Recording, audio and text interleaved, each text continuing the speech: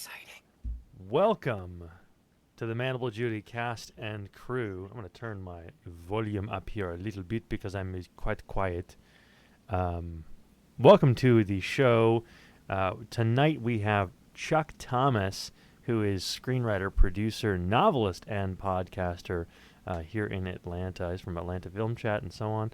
He's going to be coming into the podcast / stream, however you like to look at it, a little bit later today. But in the meantime, you will get to be enjoyed, or not get to be enjoyed, you will get to enjoy our humble company. Right now we've got myself, I'm Clayton, and also Walter on Under Dead Water.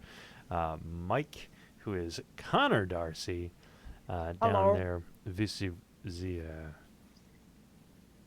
What's his name? Who's the guy with the Wolverine? Jeez, the Wolverine claws down there in the gray. Logan. Logan. And of course, the man himself, Glowmag. Up goes the seltzer. Is that, are we happening to be on the same? I don't know if I should cover that or not. No, I don't. I've gone through so many seltzer brands, because it's like, They're all it's virtually the same damn thing. alcohol. It's exactly right. Well, there's like a slight difference in the sugar content. Sometimes the calories, slight, not big. This one is exactly the same as Bon and Viv, which is my favorite. And they're just harder to get. So this is Corona. The only thing about this is that the sugar is like some weird ass sugar substitute, and it just tastes like sugar substitute. Oh, bizarre. So interesting. I'm reading a book or listening to a book right now called Misbehaving, which is about behavioral economics. We're going to take this real highbrow first. Behavioral economics, and one of the things they talk about is how in Mexico, everyone looks at Americans like they're crazy because Corona is some absolute garbage shit beer. But then in the United States, like Miller. Yeah, it just comes in by the droves. It's one of the best-selling beers in the United States. Right. And it's like, well, I mean, I think it's just, if you don't want to get drunk, first of all, I think it's fairly low in alcohol. It's also light. You can drink them and be working. You can drink them and be active outside. Yeah. So I think that's the main appeal. It's sort of like Coors is like that too, It's basically fucking water, Yes, I agree. There's a funny joke, and I'm gonna botch it. What's the same about having sex in a boat and American beer? Oh God, when you're finished. Oh, something about water. It's got to be something about water. You're surrounded by water. They're both fucking close to water. There you go. well done. That's totally not fair if you're considering American microbrews, because there's an awful lot of really fun. In fact, I think the best beer in the beer is American microbrew. Yeah, for sure now. Beer from Although don't say that around the Germans, as they'll crucify you. Yeah, it's true. And I guess are we live? I guess we're live, Yes. Huh? All right. So We are live, sir. Here I am.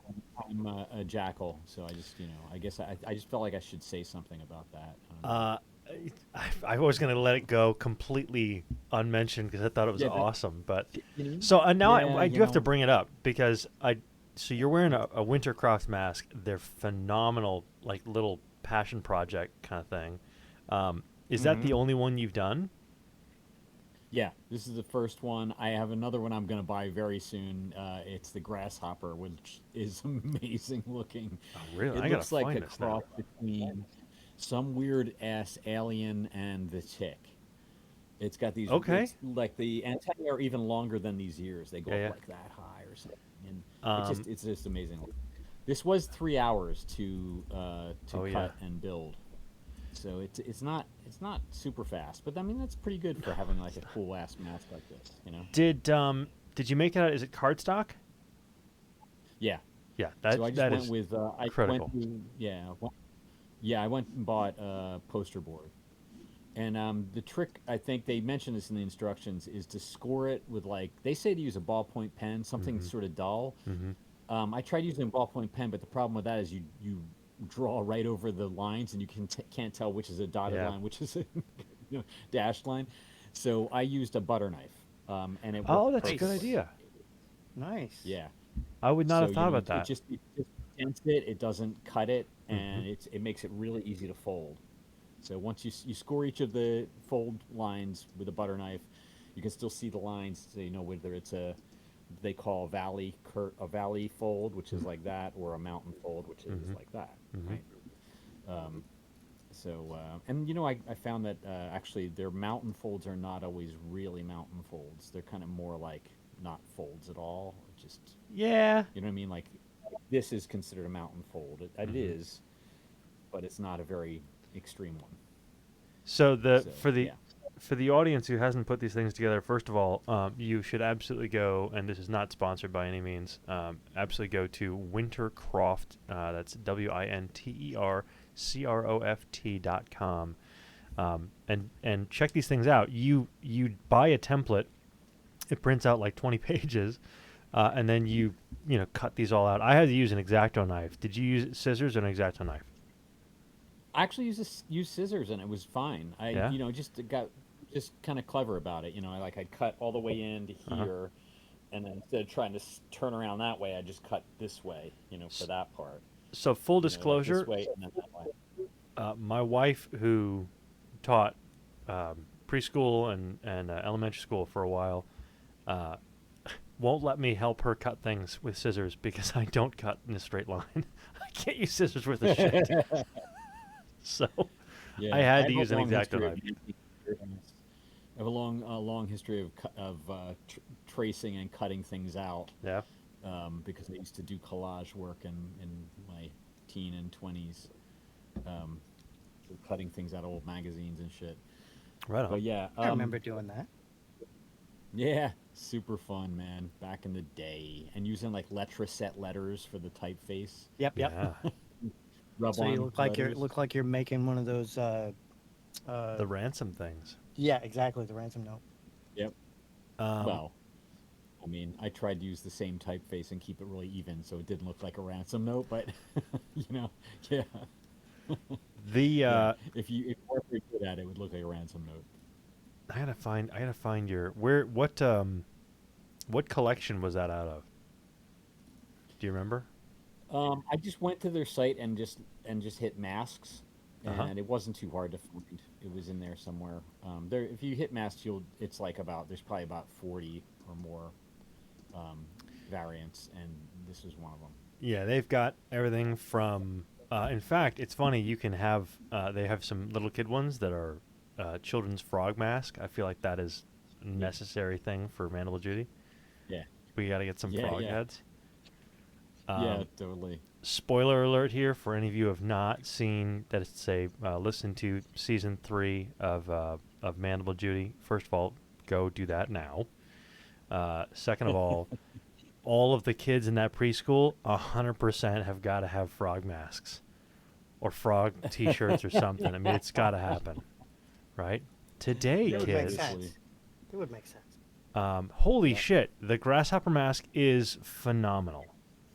Isn't that cool? That is awesome. Yeah. I really love it.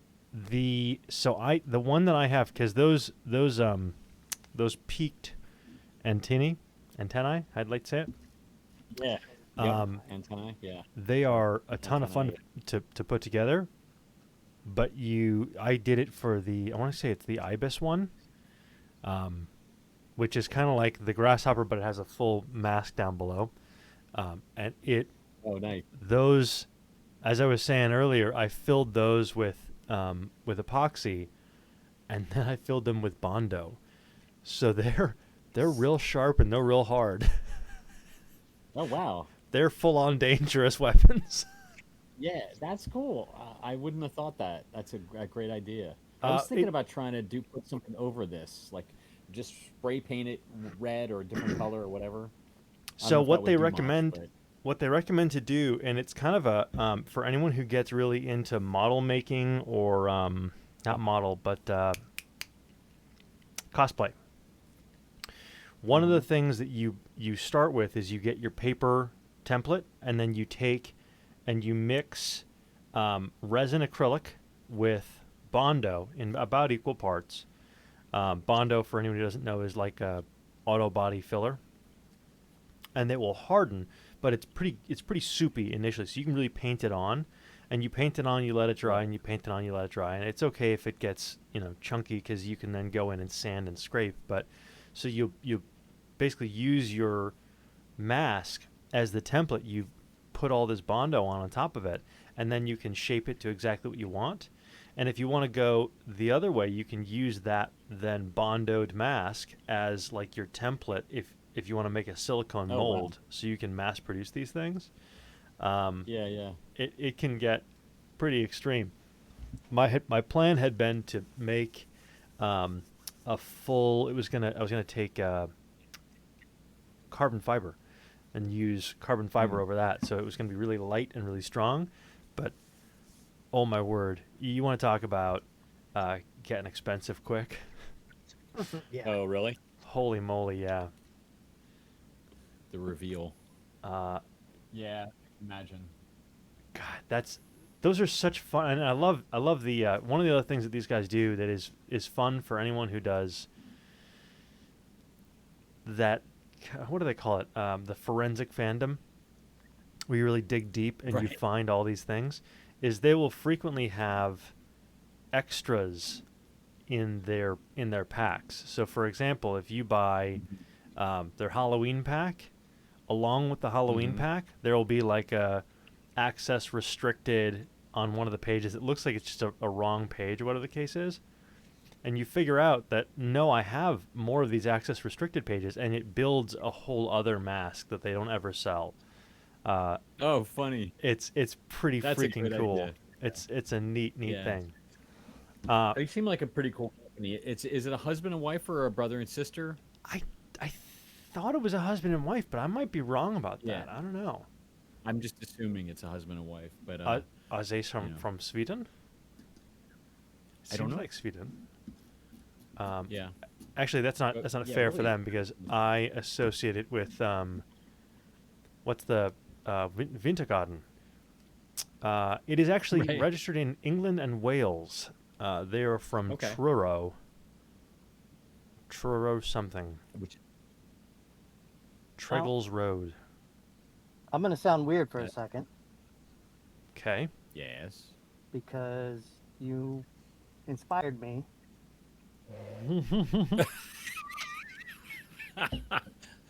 Wow. Yep, Wow. Winter Soldier. Amazing. Yeah, Nice. that's beautiful. Did you go full cosplay? Oh, yeah. Love it. I've got the shirt and everything. Yeah. Oh my god. And I even have this amazing. one. Another friend of mine gave me this. Oh wow. Oh. Yeah, beautiful. Wow. Wow. Oh my god, dude. And then Hell, that must lastly- have cost to make. Yeah, that had to have cost Is that a pretty that's freaking not penny. is that commercially available? Is that, Yep. did he on. fabricate it? I won't be able to hear you for a second, but Okay. Very cool. Holy cow. it looks nice. It absolutely does. Terrifying. That's got to be. That's something else, man. Yeah. I love awesome. the makers, the people who get out there and they make shit. Is just it's fantastic.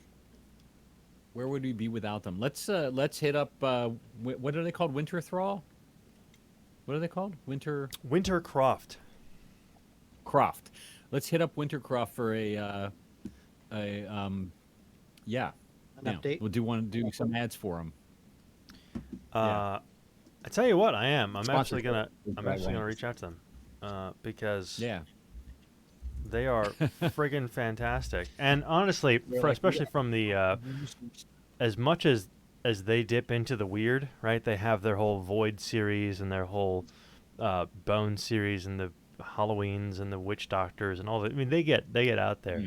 I would love to have some fiction inspired by, the Mandible Judy stuff and the Underdead Water stuff. Oh, man. Can you dude. imagine?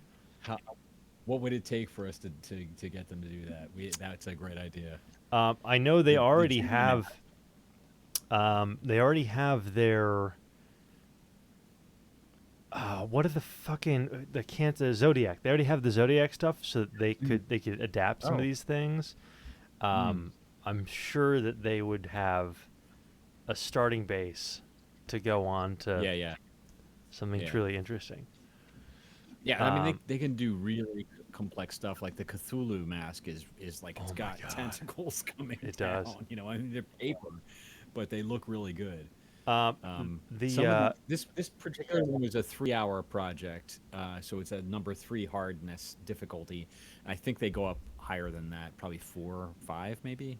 I don't know. The Cthulhu's got to be 5. My first one. Yeah. My first one was it Anubis? What the hell's the one with the pincher? It looks very. It came out looking like Scooby Doo for me. I mean, it doesn't look like isn't Anubis a jackal? Anubis No, is a it's jackal, no. Yes. It But was. you might have you're been thinking thinking of of, the scarab. No, hold on. I'll find the Maybe picture we for you. used to So I want to show it. Yeah. But then at the There's same 4 time, I got I made the stag, and I did it out of like foam paper, That's and and then I sprayed it all down with metallic paint, and I just showed up at our kids' Halloween party as this. Oh man. This in a suit, and I'd never said a word. and the suit was covered in blood. No, it Yeah, wasn't like covered you in blood. It basically- wasn't covered in blood. Walked out of a Nicolas Cage movie, essentially. 100%. That would have been right at home. That's awesome. That's really cool. Oh my word! Yeah. Now I have to figure out Bees! how to navigate Facebook again, because I don't know how to navigate Facebook. Yeah, I go on there once a week, I think. Chris, So you're Chris, doing you've a big got- lag too if you want to reset. You've before it got, gets- What's that? You're a doing little that bit again? laggy. Wow. What? A Okay, wee thanks. bit. I will do that. Just a wee bit. It's like 2 seconds. Who was I talking to today? I was talking to one of my actors, and I came in with that, and they're like, "What are you talking about?" I was like, "Well, nothing. I'm just, He was looking like he had a stroke. It was kind of fun. You seem very proud. He was. Is that better? It's much One. better. Yeah, Two, you are 3. exactly dead on now. All right. Hey on it. Chris, you were playing some music earlier. Yeah, Is I that- can do that. Is that something you want to dig into? Because I was liking it a lot. No, that's weird. Why did I go to the second track? Whatever. Okay. Yeah, this is just the. I think it's the Mandible Judy OST. So I just got it on my. How's that level? It's a little quiet. It's a little quiet, but it's also over a microphone. It's going to be difficult. Oh, it's not over a mic. It's coming from a mixer. Oh, okay. There you There go. it is. Now it's clear. Now you're good. It's pretty loud in my headphones, but we'll see if I can continue to hear you. Hopefully, you're yeah, not doing so- yourself permanent ear damage. No, it's going to be hard to hear you. I can tell already. Clayton, this is the part where we just talk without saying anything. Like, No, that's mean. Don't do that. Wait, I'm on camera, so I can go. I brought this in specifically for you today. Shit. Lovely. If you ever get a chance to do that, Clayton, what you do is you reach in your pocket like you're going to give him something really important. Oh my God, I totally forgot. I brought this in, and then Right. it just throws him right off. It's And great. then you could also do the Tom Waits. Oh yes. Yes. Yep. By the way, for viewers, listeners, at the moment, the reason that Chuck Thomas is not here yet is that he's not here yet. He will be here later. He'll be here 10-ish, we think. So we will see. But we are expecting him. Yeah, I think he's at the day job right now. The day job, as it were, and he Yeah. will be here shortly to chat. I can tell you that I yeah. got there's a new project that, well, it's not new. There was an animator I worked with some years back who did I don't know exactly, it was kind of like a post-apocalyptic animation that had a lot of LGBTQ elements to it, and cast me as the lead, and then a couple friends as the other characters, and one of them was the British guy, Jack, is a friend of mine, and he's revamping it, and his skills have gotten a lot better, and he's been going back and forth with Cartoon Network, so, you know, we'll see what goes with that. So we're redoing the lines and redoing the story and all the characters, so it looks really good. Very Awesome. nice. Yeah, maybe can you send some links when you get a chance? As soon Or as as soon as he has something, it's literally Yeah, okay. just in the pre-stages now. Okay. There the might other still stuff be you've done, there might still be an original, but it was years ago, and my mic quality was crap. Right. Yeah, I'll see right. if there's still something for it. So I'm gonna share, for it. because I have to show off now. I'm gonna share the screen from earlier. I say the screen, I mean my mask. So that was me. Hang on. Oh yeah, excellent. Oh my God. All right, so what we got to do? We got to get a sponsorship from them, and then we'll have a contest. Everybody in the stream will buy and build. I mean, they're really cheap. They're like €6, or something, €7. So you can download the pattern. We'll each buy one and build it, and then we'll have like a contest. That's nice to see, and we'll let the listeners judge the winner. God, and it is such a Maybe. meditative process. It's so awesome. Yeah. There is something really enjoyable about it.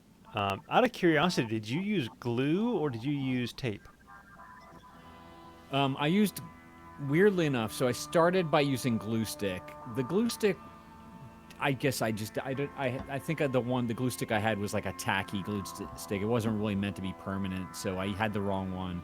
So it wasn't really, it stayed on there long enough for me to cut the stuff. Yeah. But once I started to bend it and put it together, everything just like kind of fell off. Yeah. So I had to re-glue it with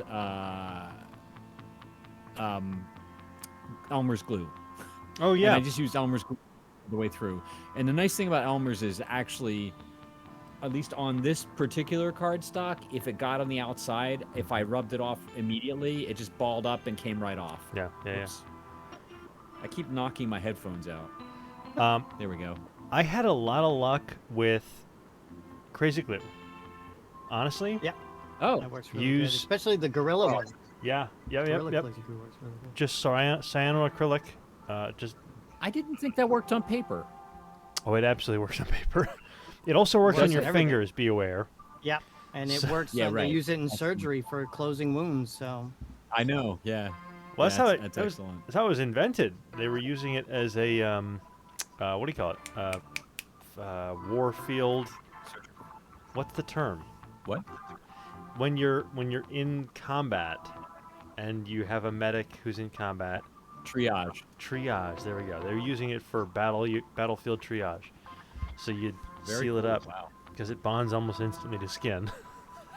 I don't know why you reminded me of this, Clayton, but you were talking about when you did the accent earlier. I was thinking about a friend of mine had a wedding some years back, and it was a Scottish wedding, and this was the lineup of all the guys with just one daughter along, and I put it in the Phasmophobia chat just because it's not there. But I'm pretty sure you can pick me out of that lineup. Do you want me to show this on the stream? You can if you want. It doesn't bother me. Because if I click over there, it'll show it on the stream. Let's go. That's awesome. There we are, gentlemen. Hey. I love the hair, man. Isn't it? Yeah, that was the last edition of my long hair. Alas. The days of hair are gone for me. Oh, they are, but it happens. They're just not happening anymore. High and low. Wait, the stream has ended. I don't see. Shouldn't have been. Yeah, he didn't. It didn't share for me either, actually. No? You might have to. Yeah, no, it was No. gone already. You closed it somehow. Oh, no. never- So, if I click over there, the way that this all works, a little behind the scenes, how the sausage is made here, folks. What I'm doing right now is I'm sharing, essentially, just the Discord screen. So all you guys lined up there on the viewing screen here. So anything I click over on in Discord will show on the live stream. So I just clicked over to the live stream. Oh, okay. I just clicked over to Phasmophobia and pulled up your thing. And Except it's not showing the live stream either. I'm watching the live stream right now, and it's not on there. on Twitch. Yeah. So if I go Dun, dun, dun. here, und then here, There it is. Yeah. Maybe it was there earlier. I don't know. there's our lad, right there. Yeah, there's our lad. It was such a great Aye. day. They had a Um, huge roast pig, and they actually did the whole like the girl there is the daughter of the groom, and he had her helped her with an axe, and they split the skull, and it was very very Good traditional Lord. Scottish. It was pretty gross. And made haggis. Oh no, we had homemade mead. Yeah. All day. Haggis is sheep, right? Haggis is Sheep's sheep. it's sheep's. Well, so it's a That would- sheep's that would- stomach, but does it Yeah, have it's a to be sheep's stomach sheep? filled with. Does it have to be I sheep think it is. meat? No, because it's Yeah, sh- it's wheat and barley, isn't it? I think it's cooked. Oh, wheat and- okay. I was going to say, does that mean the sheep has to eat itself first, and then you Oh, boil the stomach? Or... Yes, that's The exactly. only way I right. ever remember what haggis is because of Sean Connery saying it in The Highlander. He specifically says what Oh. it is. I couldn't tell you. I have no idea. Yeah. Yeah. That movie actually stuck with me, and then I watched it years later, and it did not translate well. Not at all. It's hilarious. And It's every hilarious. other than the TV series was decent, but Yep. every movie that was after the first one was just atrocious. We're talking about the Atrocious. Christopher Lambert movie, right? Yep. Yeah. So, a trivia question for you, and I actually ahead. don't really know the definite answer of this, so you may Okay. be able to illuminate me here. The scene with what's the bad guy's name? Kurgan. The the- Kurgan. Yeah, the Kurgan. So he goes to the church and he meets him in the church in that scene, and then when Highlander leaves, he turns around to the camera and says, "I got something to say. It's better to burn out than to fade away." It's Which not made the me Highlander. It's, Oh. the Kurgan actually says it. The Kurgan Yeah, no, gets that's what I up. said. Oh no, you said the That's what I said. Highlander. So No, I said the Highlander leaves, and then the Kurgan says that after the Highlander leaves. Mhm. oh no, Yeah, he's still I sitting meant- down. He's still sitting down. The Kurgan leaves first. Is he there still? Yeah. Okay. All right. Maybe. But that's either way, it. yes, But he absolutely does. Say I that. just Go remember ahead. him saying that. Yeah. And I burst out laughing because what the hell? First of all, to me that was a Neil Young quote, right? Better to burn out than to fade away is from Rust Never Sleeps. Mhm. But apparently it's not originally from Neil Young. It was a quote from, he was quoting somebody. And I think it was like MC5 or somebody like that. Let's see. And I'm gonna then search and it. Now we then gotta find and it. then Yeah. Def Leppard. Yeah. Def Leppard used it as well. Okay, maybe that's what I'm thinking. So Def Leppard used it after Highlander? I'm not absolutely sure which was first. That's a good question. This is super important. Bring on the Um, Google it's- foo. Better to burn out than to fade away. Which, Neil Young uses it, to reference Johnny Rotten, right? In Rust Never Sleeps or whatever, Into the Black or whatever it's called. Out of the blue and into the black. Hey, hey, my, into the black, right? So, okay. Oh, wait. Okay, so it says on Wikipedia, the lyrics, "It's better to burn out than to fade away," were widely quoted by his peers and critics. The line, "It's better to burn out than it is to rust," is often credited to Young's friend Jeff Blackburn of the Ducks. Okay, that doesn't tell us much. Rust never I don't think sleeps. Here's the best way to figure this out. What year was that album? Hang on a second. I 79. have more information. Apparently, that line was included in Kurt Cobain's suicide note. Yep. Wow. It's also in Disco at the Disco's Nicotine by Panic, Def Leppard's Rock of Ages, Hole's Reasons to Be Beautiful, Boss's Chance de Zeit. What I want to know Meg is Ro- what year these were, so we know what the timeline is on Yeah. who said it first. Well, So, so- Suicide Note was 94. Rust the Never record Sleeps was is 79. 79. Yeah. Right, and Def when Leppard's was- Pyromania was 83. Yeah, that sounds right. So, And then what year was Highlander? yeah, It that's had the to have question. been. So, It had to have been 80. late 80s, early 90s, because I was I was late 80s. I was late teens, Yeah. early 20s. okay. So, but I was sure, I looked this up before, and I was sure that there was a earlier than Neil Young reference to this, but I guess I got that wrong, maybe. I'm gonna. Let me I'm try gonna- my Google. I have search. to confess, this particular song on this in your album is one of my favorites. I don't know why, Oh, but that is like that little, the melody there is just awesome. thanks, man. That's awesome. That's really nice for you to say. It's one of the few times I use like a real kind of leitmotif, you know, and then it reappears in several other versions of this throughout the series. But because it became like, right, it's the melody that Bonnie and Justina play in the second to last episode. And I don't want to say more than that because it'll give it Yeah, away. spoilers. Go watch the fucking or listen to the damn thing. Go listen to the damn thing. Uh, Yeah, I don't see any other. It Who honestly, I said mean, it's that's better than Burnout? I know I've said I said this last week during IMR, but I mean, legitimately, there are so few audio drama podcasts that I listen to and that I make it all the way through, and Mandible Judy was one of those ones that as soon as you start it, it's just on to the next, on to the next, on to the next, on to the next, and you Oh, just wow. want to binge. I'm so glad to hear that. Whereas, like, take for example the left-right game. God, it was a struggle to get from one to the next to the next. And I was like, do I want to? Because the dialogue is stilted. It doesn't work. I mean, yeah, okay, sound design's okay, but God, if I have to listen to that person's mouth open one more fucking time, I'm gonna put a gun in my mouth. I feel And like there's none of everybody- that on Mandible Judy. Yeah.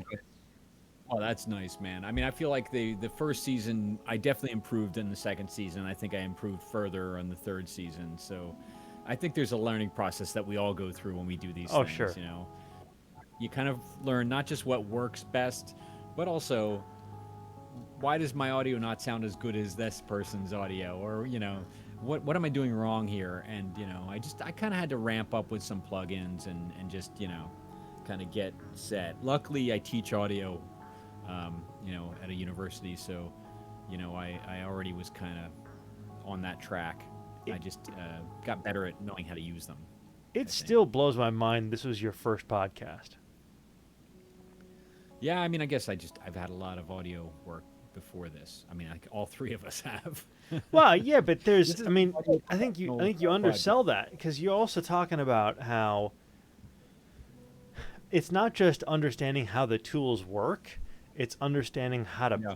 make art with it, and because you wrote it, you directed it, you acted in it, you did the sound design for it. I mean, you Yeah. threw it on Don't for the whole remind thing. me. So it's Nice. I'm hats off, you know. I mean, it was well done. You and Brandon was super kind on when we did the your note in medias res last Mhm. week. It was super fun to do that with you guys, and you both were very kind about the project. So I appreciate that. Yeah. Yeah, there's good stuff out there, man. You know, I just feel like there's so much that you gotta, you know, you really gotta keep looking. I think I lucked out and found a few really good ones pretty quickly. Mainly because you know what it was. The people that I brought in, you know, like you guys both, and Aaron and Bonnie, you know, Yeah. you know, Graham, Rowett, Ty Anderson. You know, everybody was doing something else as well. So I went and listened to that. You know, I was like, well, what else is there? And so I lucked out in that way because I already had, you guys were all professionals and you know, you were working on other professional projects. So I got to right away connect to some pretty cool projects. You know, like Garfield's Crossing and No Sleep Podcast. You know, God, I forgot the name of it. The Cthulhu, what's it called, Mike? The Lovecraft Covenant? Yeah, the Lovecraft Covenant. I was going to say the Cthulhu Covenant. It's Yeah. same thing. It's cool. It's cool shit. It's so deep. There's so much going on in it, you know. I just love stuff that you can really dive into and get lost, you know. It's funny because you actually, when you mentioned that it's, you know, it's the other people that you brought in and the things you do, there was that new animation thing. He's looking for more voice actors, and there was a guy that I met on Twitter who's another voice actor. And I was telling him, because he was talking about how, you know, my day job is killing my voice acting career. And I was like, you know, I've got a Backstage account. I've had a Voice 123 account. I've, you know, done 50 auditions a day for a month straight and nothing. And while that ups your chances by like 5% or so, in the end, it's really who you know. It really is who you know. Totally is. Yeah, it really, you know, I mean, I think getting out to the conventions is super important. And just, you know, knowing who the people in your area that do it are, so you can meet them, hang out, have coffee, get a drink, go to a party, you know, that stuff is super, it's always been like that. And I think it hasn't changed. We think because we're all internet, you know, personalities or whatever we are, you know, weird, you know, disembodied beings now, you know, in the metaverse, and you know, it's a singularity and all that shit. We fool ourselves to think that that's all there is.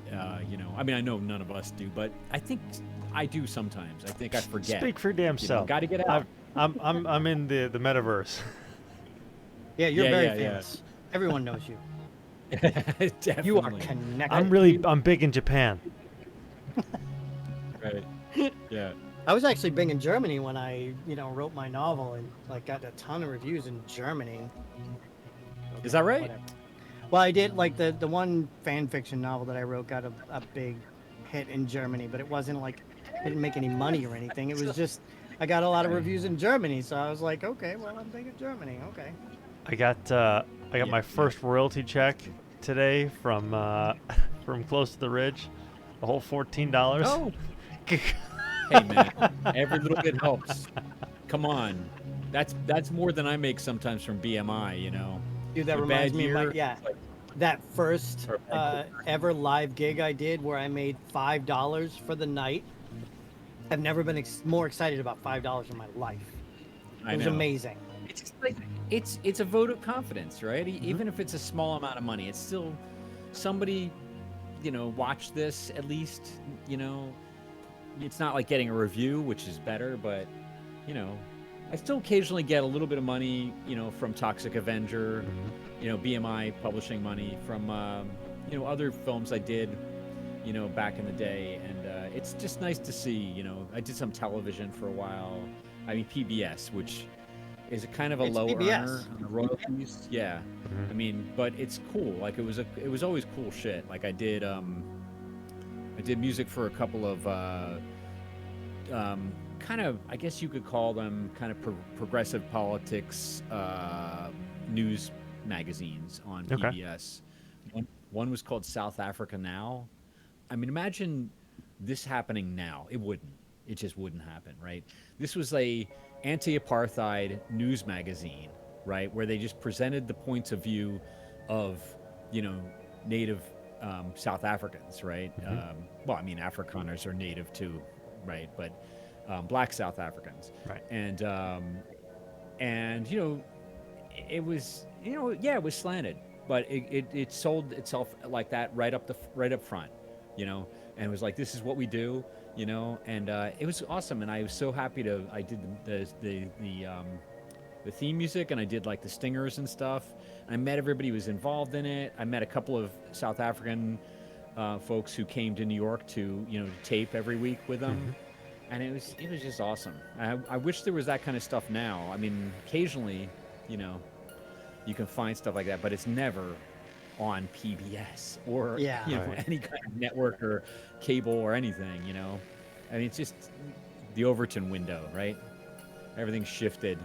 It's just so hard to get that kind of stuff known. But I have hopes that it'll shift back a little bit.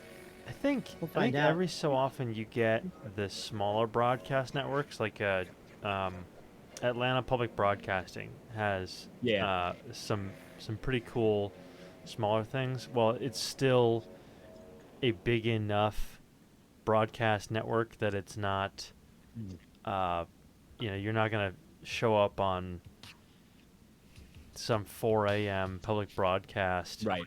Just obscure thing. Same with, if you get, I just pinched the shit out of myself. If you get some college networks, right? Colleges will get like their students out there to do whatever their public broadcasting. The only challenge there is, of course, now you're dealing with almost all the students are going to be the ones doing the music and doing the talking and whatnot. Yeah, which is as it should be. That's cool. So my question now is Atlanta Public Broadcasting, the initials. Any crossover with the police there? I hadn't actually considered that until this moment. I don't think they're actually Atlanta. So the ads don't take advantage of it and say like, "Hey, folks, we're putting out an APB tonight." I don't think so. That'd be really I think they actually. Yeah, I think I misquoted. Hold on a second. Atlanta Public. No, it is. It's Atlanta Public Broadcasting. Yeah, it's 100%. APB.org. Oh, no, I'm sorry. Hey guys. It's Public Broadcasting Atlanta. Okay, so PBA. Okay. Yeah. PBA, Police Benevolent Association. Don't even. You I was can't gonna get away say- from the cops. I was gonna say Pabst Blue Awful, but Yeah. That's hilarious. Hey guys, I'll be right back. Sorry, I just gotta Alright. run to the other room. Yeah, Be yeah. right back. Mhm. Yep. There we go. Yeah, no, we've got Atlanta Public Public Broadcasting Atlanta, and then we have Georgia Public Broadcasting. GPB is much more prevalent, right? Obviously, it's just of course. Georgia, but that's a whole thing. Hadn't I actually lived in- considered that. When I lived in Florida, we had there was a college radio station for. I lived in Pensacola, so Pensacola Community College had a radio, and my friend actually ran it, and so I'd get every once in a while we'd go in and like for 2 hours just play whatever he wanted to play, and we'd talk and do whatever, and of course all 16 listeners were had a lot of fun, Sure. but The local radio station here who does their college radio, WRAS Atlanta, 88.5. They will routinely get into arguments. Like you'll get callers who will come on and they'll get in arguments with the disc jockey because they didn't like a particular thing. Like there's one disc jockey who does very, very stereotypical reggae disc jockeying. So complete with all the all that nonsense absolutely is in there, and they'll get callers calling and be like, "Man, will you stop that? Just listen to the music whenever." He's like, "I'll play how I want to play it." And it hits the fucking thing again. You're like, all right, that's cool. yeah, you just turn the radio off when that's going on. And to be honest, I haven't listened to radio. Yeah. Jesus, I don't remember, man. Like every once in a while, like when the phone gets turned off before you leave the car, it'll come on, or Yeah.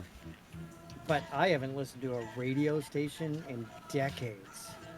I don't know how they're still in. Like I just. I don't. mean, so that's actually a big problem right now from an advertising standpoint. Is the advertising, like all the mechanisms that have been telling sponsors, hey, there are X number of listeners, sort of captive audience and so on. It's coming out that they're all full of shit, and no one has any clue how many listeners. Because not only is it all the streaming stuff, but no one's calling in either. And so for like the last 10 years, at least in Atlanta, they've been scaling back and scaling back. It's a weird thing. My wife still listens to the radio. To your point, I have not, apart from the initial static, because I intentionally off-tune my my radio so that when my car turns on and connects to whatever before my phone's connected, I don't have to listen to whatever garbage is on there. Because it's all garbage. I don't care. Always. I mean, besides the fact that you never know when you're going to hear a song that you actually like. Right. Most of the time, it's going to be commercials. Mm-hmm. You know, so I, throw on the phone, or I actually specifically have an MP3 player that I've had for years, loaded up with 4-6 hours of music, and which is what's so great about my new job, because the entire day I listen to whatever I want on my headphones while I'm doing repetitive work, and it's beautiful. The day goes by like so wonderfully. It's great. It's one of the things that I think people don't they take for granted, is the repetitive task thing becomes such a meditative experience that that's where you get the most of your, at least I do, most of my interesting ideas. Is your brain has gone, okay, we're on autopilot for whatever, and then it goes off into La La Land, into Story Zone. Unless, of course, you have ADHD, and then you're fucked. Even then, man, because I got to tell you, I am ADHD as much as they do, and as long as I've got something to listen to for my head to chew on, and it's a repetitive task, the amount of ideas I've had while washing the dishes or mowing the lawn are endless. That's cool. I'm good with walks. Walks always give me ideas. Anything like musculature, muscularly. And the walks are good because not only are you getting a lot more oxygen, but your heart rate is up, but not like. Not and then so you Wait, got a can you lot do more that oxygen again? go through your brain. Actually, so I want to, as I haven't listened to this yet, for those of you who have listened to the Mandible Judy stuff, and you do know that there's the Mother Lode edition, which, by the way, Chris dropped last month, or was it the beginning of this month? Second week of July, I think. So that's got the sort of second scenes, the behind, or not the behind, but the extended scenes or alternate scenes for a bunch of other stuff, including all of the Under Dead Water episodes. Right. I have not yet listened to what, when we recorded it, just had to have sounded like weird sex noises. It had to have just sounded... Yeah, Clayton, Walter tied up and, undergoing strange behaviors from, strangers. Strange behaviors from strangers. I don't want to be more specific than that, but yeah, you did some good breathing, some good, like... That totally reminds me of that interview they did with who's the guy that played Loki in the Marvel universe? Oh yeah, not Hiddleston, is it? Hiddleston, Tom Hiddleston. You know that scene in the first Avengers movie when the Hulk smashes him and he ends up laying there just making that noise? He did that for like 25 minutes. Oh my god! And they just kept getting like, he would do it for a little bit and then look over and they're like, no, do a little bit more, and he'd do a little bit more and he'd look over. And then no, they broke for lunch and he didn't get the memo. Yeah, he's still doing it. Just laid there making that noise. Right. Then they went home, went to sleep, came back next day, he's still there on the set with the lights out. Yep. Everybody, please. It reminds me that either you guys ever seen, this is, God, so off topic, I'm sorry, and not horror related at all, or even fantasy related. Have you ever seen a movie called 24-Hour Party People? No, I've seen the TV show 24 Hours. Yeah, no, this is a very different thing. So, it's really good. You should check it, try to find it, 24-Hour Party People. It's by Michael Winterbottom, and it's basically a kind of a slightly fictionalized accounting of the history of factory records in Manchester. Oh. So it's like Joy Division, New Order, The Fall. Holy shit, this cast. Yeah, Manchester, England. yeah, Manchester, England, Okay. right? And Is that the same? super funny. Steve Coogan plays what's his name? Stephen Wilson. Is that his name? Steve Tony Wilson. Tony Wilson, thank you. Yeah. Steve Coogan, the actor, who's one of the funniest people I've ever seen in a movie ever. He's totally hilarious. But, Amusingly, there's a great- Tony Wilson himself also plays the studio director. Yeah, that's right. Yeah. And there's a lot of cameos. Like a lot of these people, like Mark E. Smith before he died made a cameo in it. Howard Devoto from Magazine made a cameo. If you're into like, post-punk, Manchester post-punk, like I am, it's a great movie to watch. But there's a scene where they're recording the first single, or one of the first singles from Joy Division, is She Lost Control, and the song.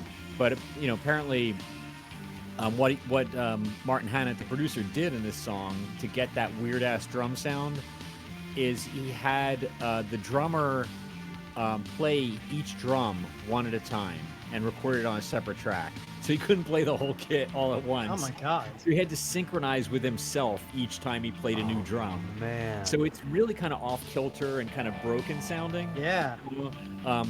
And he had to practice it for a long time to get it right.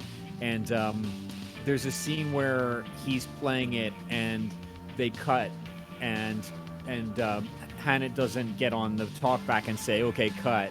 He just gets up, and the band and Martin Hannett go up to the roof.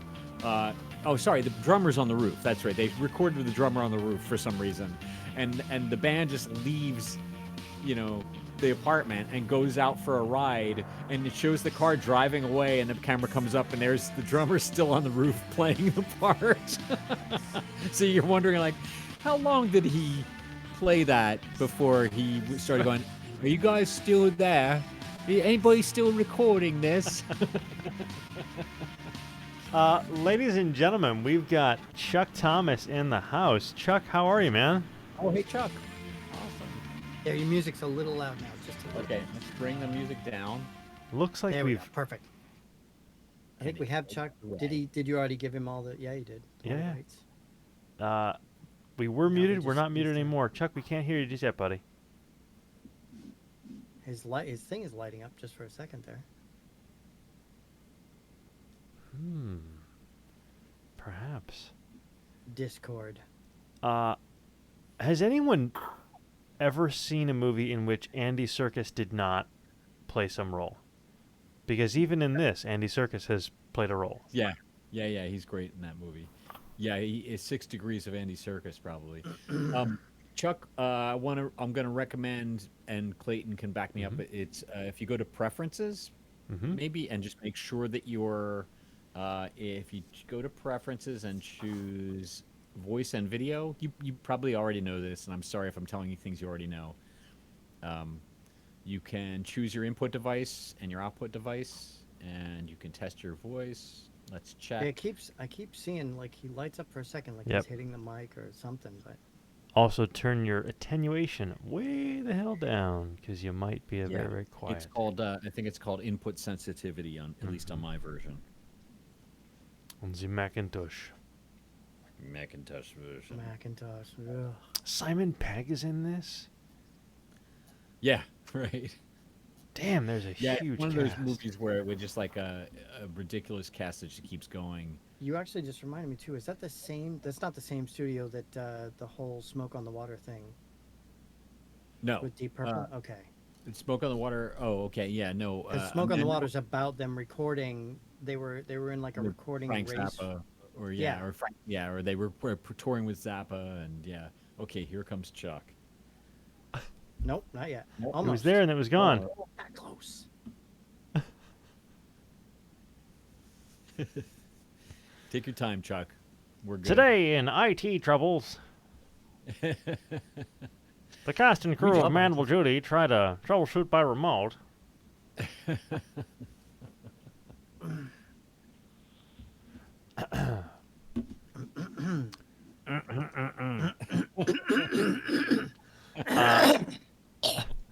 Nice. Don't do that. Never, ever. Never again. Never again. Never have I ever. So the question then for you, does 24-hour party people have any connection or similar vibe to Go? Go what? The film Go. Oh no, I don't know the film Go. I mean, Oh. maybe it's the same director or something. Please tell me you're talking about that really traumatic film about the kids taking the ecstasy. I'm not sure if it was traumatic. It was definitely Well, about. not traumatic, but It was definitely. it was about the kids. It was about. Well, yeah. It was like somebody got shot on accident, and then later on. Yeah, that was at the end. Yes. Someone. Yeah, okay, So so yeah, I it was. think Chuck is film saying was- that he's in the middle of doing a bunch of updates. He should be here momentarily. Maybe. Oh yeah, cool. Perhaps. But yeah, that There he he is. We have visual. Chuck NASA. Thomas. He does not look like he knows that we know. Can you No, hear I us, can't man? hear that. Everybody so wave. Your Everybody wave. camera's on. Hi. There he goes. Great. There you are. Oh, there's a bad lag. Um, Or something. Chuck, Oh, it's if you frozen can, visual. if you can, I did. I had to change my audio. I couldn't hear anybody, but now I can hear you. Okay, now Nice. you're good. Yeah. But now I can't see you. oh no, if You have to you click on the go, public broadcast service. yeah, for go that ahead and one. click on the public broadcast service. You should be able to see us all text just chat. fine. Public broadcast service. Yep, just below text chat. Isn't? Oh, I see. Right. Yeah. Oh, did that do it? I We mean, can see you. We Can can you see see you the whole us? time. I can see you now. Yeah. Yeah. Fabulous. Okay. There we go. Great. So You can bring your mic a little closer. You're a little bit quiet and a little bit far Oh, away wait. sounding. If that's Make Oh. sure okay. it's yeah. That might Little not be better, the yeah. right mic. Do you have like a mic on your camera? Because Oh, it that's what it sometimes seems like. defaults to your Oh. your. Yeah. So you want to check make sure that preferences- yeah. check preferences and then voice and video. And Oh see if yeah, it's you're set. right. I did do that. I have. Good By mic. default. There you go. there That's she my good is. mic right there. That's Check a Yeah, that. much yeah, better buddy. mic right there. Yeah. Okay. Much Cool. better. It went from Excellent. being recorded on a piece of tin can to, oh, that's The like pro wire. gear. All right, Yeah, I then. was like, somebody give me a string here. So Chuck, welcome to the show, man. Thanks for making the time. Thanks for coming on. What is Oh, behind yeah, you? sorry You've I'm got late. a bunch of stuff. No worries at all. You had the work. Yeah. So I'm trying to. You- I just realized my username is still the old because we'll go into this, but we changed the name of the podcast, but I've got ATL Film Chat, and that's the old name, but I'll figure that out later. Whatever. Oh, Nobody If cares. you right click on your own name, you can change that. Okay, I'll figure it out later. Yeah. you it's can not indeed. important. Luckily, Letting you Yeah. know. the people at home can't see that, so you just got to act like Right. nothing ever happened. Aha! Yeah, nobody cares. Good. Uh, Yeah, you can tell I just got home, so I'm still like, I'm a little frazzled, but I'm here. so the question then is, can you tell us what you were just doing then?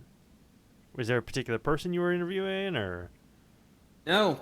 So COVID kind of hit me kind of hard.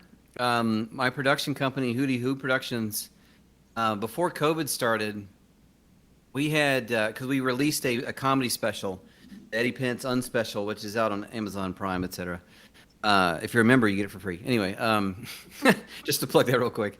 But we had, after that, we have a relationship with Comedy Dynamics, who is a distributor for like every comedy special now. They basically, if you have a comedy special, you either put it out yourself or you go through them. Mm-hmm. So we got a relationship with them, and we had 3 comics lined up, and then COVID hit, and we got annihilated. So the problem with coming back with that stuff, which we're starting to talk to them again, is that coming back to doing comedy takes time. Like getting back on stage and just you can't just like go do an hour again. You have to like, let me go do like 10 minutes and then 30 and then, So, long story short, I had to take up a restaurant gig because, bills. I'm sorry. I am so sorry. Yeah. Yeah, gotta Luckily, pay the bills. well, and- luckily the place is cool. Everybody's super nice. If you worked at restaurants, I'm in the kitchen. Everybody's really nice. The manager is awesome. So this is super rare. So I lucked out, and it's Yeah. across the street. My commute is like 2 minutes, so I couldn't really ask for anything else. It's an independent owner. Yeah. Okay. Yeah. That's Yeah. yeah. I got out after 35 years, and I'm like, never again. Yeah, and it's barbecue, so it smells like barbecue all the time. So I'm like, whatever, it's cool. So I guess the Gotta question do what is, you gotta do. do you hate A lot of barbecue food now, is or awesome, is it a so. thing it's so deeply ingrained in all Americans that you're just like, no, I could smell barbecue all day long and still eat it. Yeah, not yet. I don't hate it yet. Maybe give it time. But He knows. it's so far so good. Right on.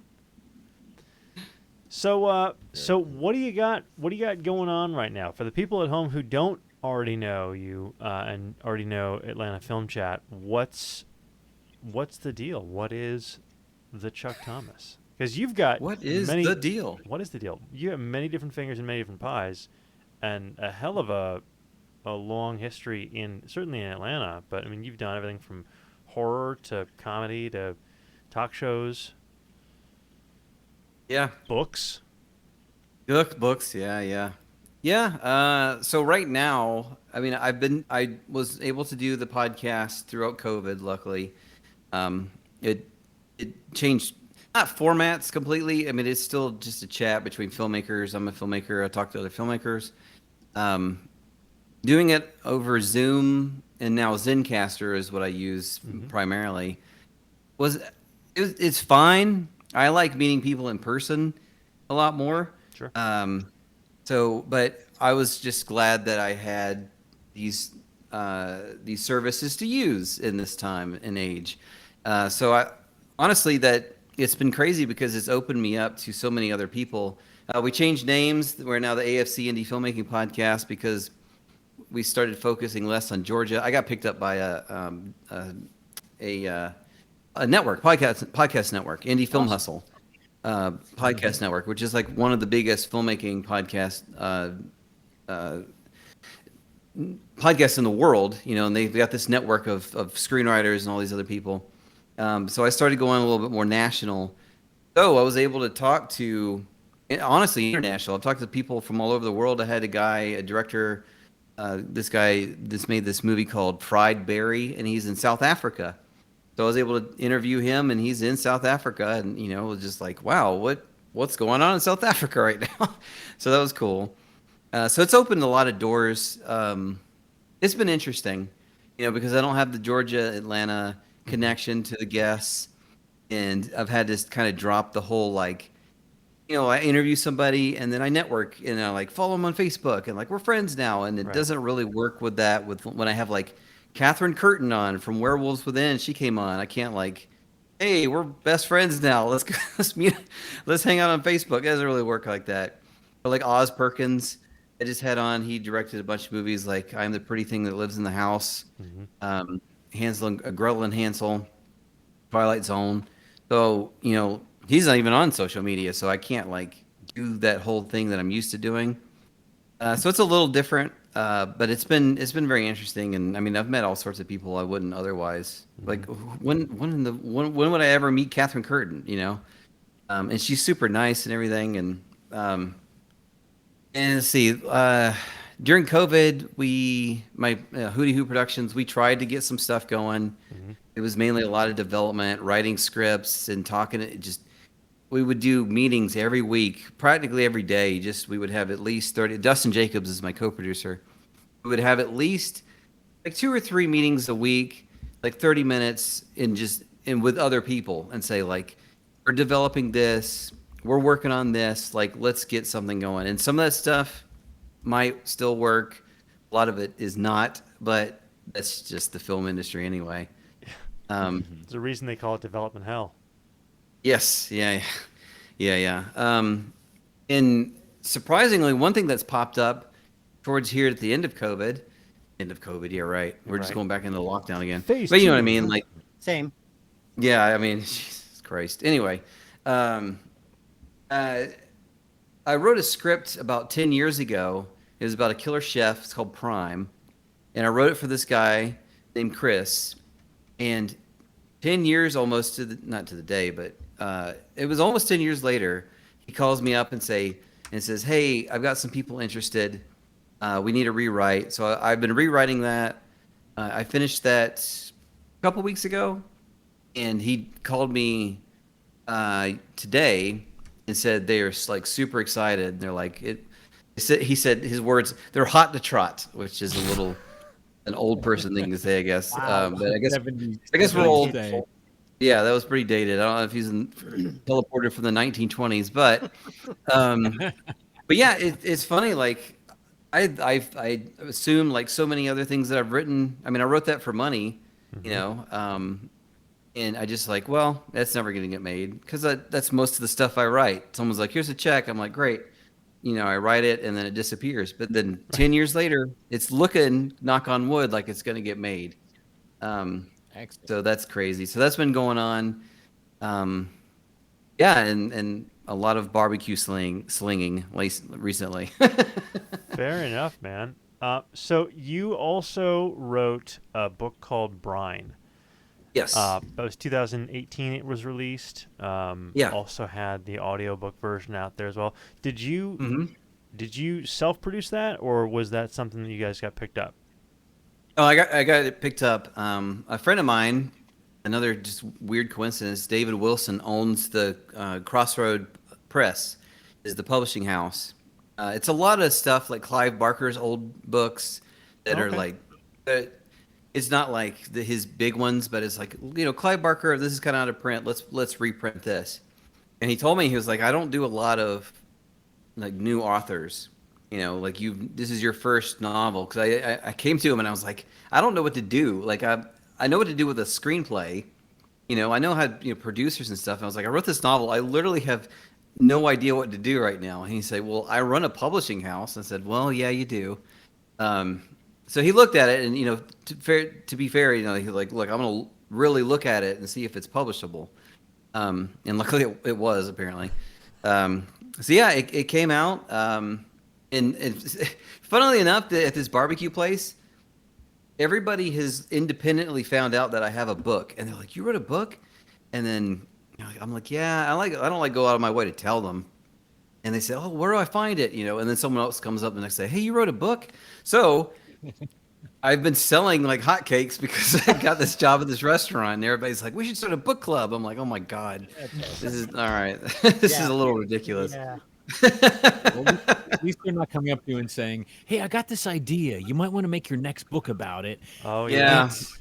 Well, I did get one lady saying, she said, "You wrote a book?" I said, "Yeah." And I thought she was going to say, "Where do I find it?" She said, "Oh, I've been trying to write a book myself." And I went, "Oh no, this conversation." That conversation. Yep.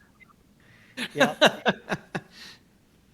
But whatever, it's cool. I don't mind people. I don't mind helping people out, and Yeah. chances are, who knows if she'll ever actually write it. But I'm all about that. Like, don't just talk about it. Go do it. If you got the idea, I'll give you resources or whatever. Like, go do it. Like, time is fleeting. There's a lot of naysayers in the world. They don't need any more. Help somebody out if you can. Just say yes. That's all they need. Some people just need one thing. As long as it's not, oh, should I load this gun or jump off this bridge? Just say yes. All right. So you seem to have a predilection for horror, though. What got you in? I mean, A, is that accurate? B, what got you into it? It is. It's very accurate. And when I started writing movies, that's in everything. Short stories and novels, whatever I had in mind. I only wanted to do horror. I had these really stupid business cards made up that said, God, it's so embarrassing. It had skulls all over it, and it said professional horror screenwriter. I think I still have some. They're so stupid. And I went to Sundance and I handed them out. Oh my God. Somebody probably still has some of those. Like, look at this asshole. You gotta frame at least one of those things. Oh yeah. Yeah, I should find that and take pictures of them. They're really dumb. But no, that's all I wanted to do. Like, I got into horror when I was a kid. Oh man, how did I get into them? As part of it was my sister's fault because she's 8 years older, so she's a teenager. She's watching spooky stuff. I'm like, oh, my older sister's so cool. What's she watching? Oh, Nightmare on Elm Street, and she lets me watch it. And I'm like really, really young. I think one of my earlier memories is my dad took me to see Gremlins in the theater, and I was like, I think it came out was that 82 or 83? So I was 82, yeah. Yeah, so I was 3 years old then. So, maybe a little bit too early, but something hit me, and then I was chasing that high, the rest of my life. And I don't know. There's something about the weird stories. The weirder the better. I'm seeing all sorts of crazy stuff. And yeah, that being said, I wanted to do only horror, but I found out quickly that, that you can do that, but that's kind of limiting. And other people were hitting me like, why don't you write, I've got this idea for this. And I would say, like you said, just say yes. So I did. And it actually led to me writing some comedy, some drama, some other stuff. And I realized that was helping me write horror stories too, like learning how to write drama and comedy. Hopefully, I guess, let me write better horror stories. I was able to incorporate all this kind of stuff. So I just kept expanding. And yeah, I mean, I've written a comedy TV pilot and just all over the place. And it's not something I was expecting, but I'm really glad that I kept my options open. We were definitely pretty similar in that the beginning thing, because my dad took me to see Jaws when I was 6. So Nice. I don't go into deep water, but definitely got me hooked in horror. I think my wife's story on that one, because Nightmare on Elm Street was her first as well. I think she was 4, and the story goes. Never went to sleep again. No, she thought it was great. My wife loves horror films. If she can find a horror film that scares her, it's a miracle. But Right. as the story frequently is told, my mother-in-law was walking through the room when she sat down with my father-in-law, and my mother-in-law's comment is just, "You're both assholes," and walks away. There are many, many, many stories that "you're both assholes" is the punchline to that particular story. Right. Nice. That about sums up their relationship right there. So what is it about horror that, I mean, so you got kind of hooked early on. Is there, I mean, what still gets you excited about it? Oh, man, that's a great question. Well, I can remember the last horror films that actually scared me, and I feel like I've been trying to find something else to do that again. There was this really, really terrible, cheesy 80s movie. You might remember back in the day, USA would have Saturday Nightmares, I think it was the name of the program. How old am I? But yeah, they would show a bunch of movies, like Night of the Living Dead and stuff, but then when they have these crazy ones like Mausoleum, and the one that got me was a movie called Forever Evil. And I've connected with the director on Twitter, and he gets these stories all the time, just like, this movie was so bad, but it scared the crap out of so many people. And I'm like 7 years old, and there's like this demon baby and stuff, and I've since watched it again, and it's awful. But it didn't matter to me. I was 7, Yeah, I grew up watching good horror movies, but also cheesy stuff like that. So I kind of watch everything, and I don't think I'm ever going to be like, oh, scared again, when I was 7, 8 years old. But I remember that feeling. It's the sense of shock and surprise and wonderment, I guess. Because when you get scared by something, it's something new has been introduced into your life, usually rapidly, and it scares you. And there's a sense of like, oh, the world has changed for me. Right. So if I had to really overanalyze it, it would be something like that. I'm just trying to, like writing for instance, this Killer Chef thing. It doesn't sound like the most amazing, it's a slasher movie or whatever. There's a million of them. But I've seen so many of them, and I want to do something different. Yeah. When I got approached to do the script, I wanted to find unique kills, which is really hard to do. By the way, Yeah, there's so many, so many deaths. Oh, yeah. But I enjoy doing that. I enjoy like what hasn't been done before, or what has been done before, and how could I tweak it a little bit to where someone like me will watch it and go, "I have not seen that before. Congrats on doing that." You might actually like Right, then. Have you guys seen the Fear Street? It's a 3. No, I haven't seen that yet. No. I'm not going to ruin it Yeah. for you, but it was brilliantly done. Okay. But they did have a unique kill that I've never seen before. Okay. And trust me, coming from someone like us, where we've watched a lot of horror, that's Yeah. impressive. Yeah. You know what a bread Okay. slicer is? Oh no, you're gonna give it I away? don't need I'm to. just if you I'm not gonna say. I'm just gonna say. Do you know what a bread slicer is? Yeah. Yeah. That sounds. That's all you need to know. I've horrendous. never seen somebody use that before. Okay. Yeah. Nice.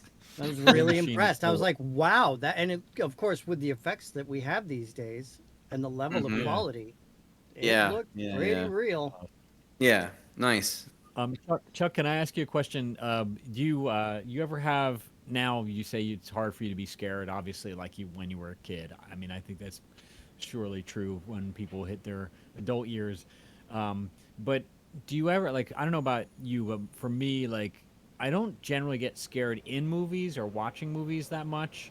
I get creeped out a little bit, but I do get scared at night when I'm laying down and my mind is wandering and I just remember, for instance, the twin girls in The Shining, or just a moment from a film, you know, and I'm like, it doesn't freak me out completely, but like I'll maybe, close the door.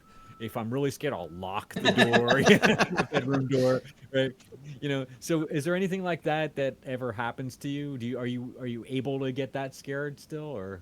Yeah, the whole your imagination is the biggest it's scare of all. Yeah, for sure. I remember there was a web series, the Slender Man whole thing. Yeah. There was a Oh yeah. there was a web series called God, what is the name of it? Someone's watching this screaming. Salad fingers. No, it was anyway, there was a web series that involved Slender Man that was probably about 2007 or 8, and I was watching that and I was like, this is pretty good or whatever, especially for what it was back then, the camera quality and everything, and I was like, this guy's pretty good. But like later on, I'm sitting there thinking about it, like looking out my window, like, what if there was just a dude standing there staring at, like that, the crazy arms, like Slender Man or something. yeah. I'm like, Marble Hornets. That's it. Marble Hornets. That's it.